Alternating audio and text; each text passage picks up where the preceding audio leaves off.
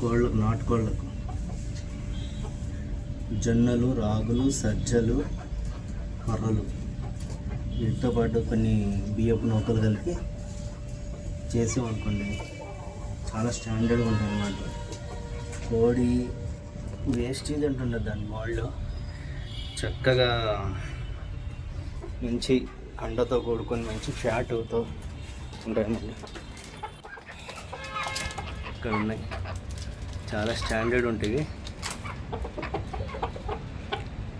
3 monthsలో actually 5-6 months వాళ్ళు మంచి కోడి ఒక 2 కిలోలు కావాలంటే.